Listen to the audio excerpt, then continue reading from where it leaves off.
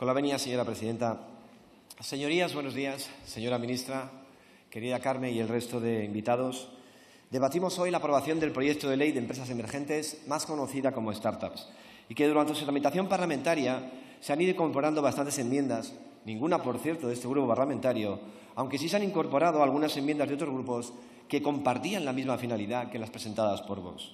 La primera enmienda que este grupo parlamentario presentó era relativa a la eliminación, dentro de la exposición de motivos de la ley, de incluir una vez más la mal llamada brecha de género, que no es más que un término ideológico que la izquierda utiliza como mantra en una supuesta defensa de las mujeres, pero que, sin embargo, señorías, no las defienden.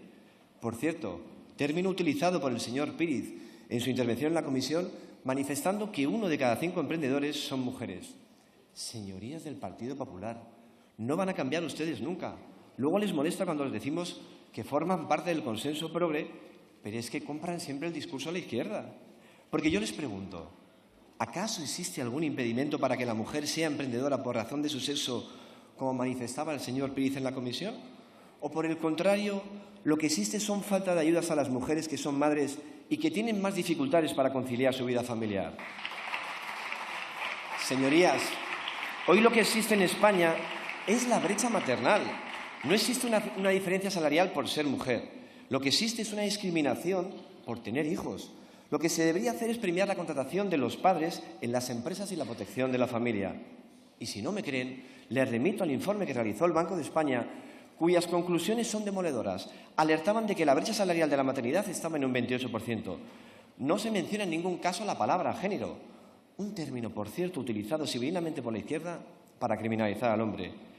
Y que después de las declaraciones del padre de Olivia, mi querido amigo Eugenio, al que pude acompañar este martes en Segovia para despedir a su hija, asesinada presuntamente a manos de su madre, manifestando, escuchen bien sus señorías, que esto no es de hombres y mujeres, sino de buenos y malos.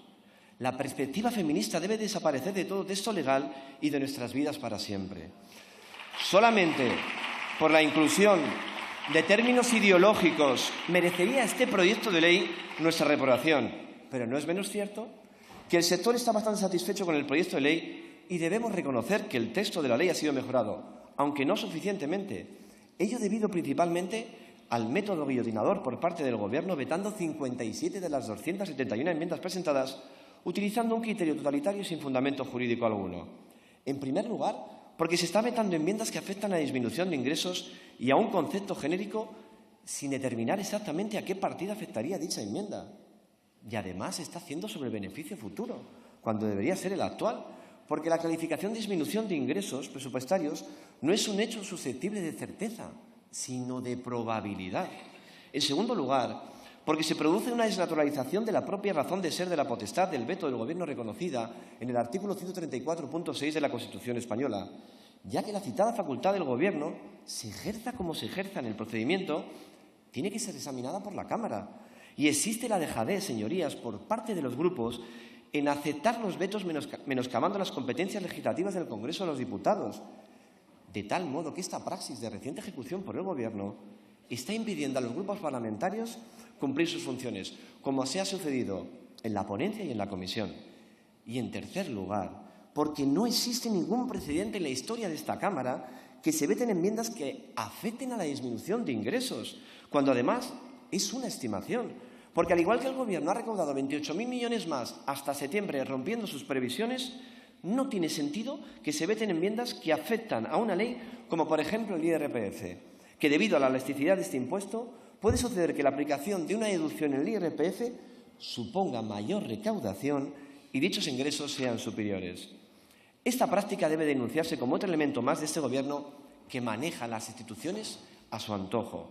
Porque, señorías, díganme, ¿qué sentido tiene entonces que los grupos parlamentarios presentemos enmiendas? ¿No es lógico, como una ley de startups, presentaran enmiendas que afecten a leyes tributarias? Y si afectan, ¿no es lógico que pueda disminuir ingresos? O, por el contrario, pueda suceder que una deducción, por ejemplo, en IRPF, los aumente. ¿Están ustedes de acuerdo, señorías, en aplicar una praxis que pueda ser utilizada por los próximos gobiernos? Ya les anticipo que este grupo parlamentario iniciará las medidas legales oportunas para determinar si el veto de las enmiendas realizadas están o no ajustadas a derecho. Pero, señorías, resulta que algunas de las enmiendas vetadas proponían una mejora ostensible de la ley. Entre ellas, aumentar de 5 a 7 o de 7 a 12, si son biotecnológicas, los años para ser considerada startup. Incrementar la base de deducción en IRPF por inversión en startups de 100.000 a 1 millón de euros. Aumentar el límite de los fondos propios para ser considerada startup de 400.000 a 1 millón de euros. Aumentar, por ejemplo, el plazo de 3 a 5 años para la aplicación del tipo impositivo del 15% en el impuesto sobre sociedades de las startups.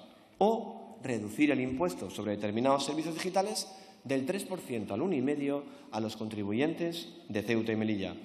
En total, el impacto presupuestario de las enmiendas mencionadas y que el Gobierno vetó asciende a 128 millones de euros, es decir, casi 130 millones de euros, la misma cantidad que el señor Sánchez ha prometido dar a la Fundación Bill Gates a espaldas de los españoles, o los más de 150 millones que se ha reservado para la presidencia de Europa.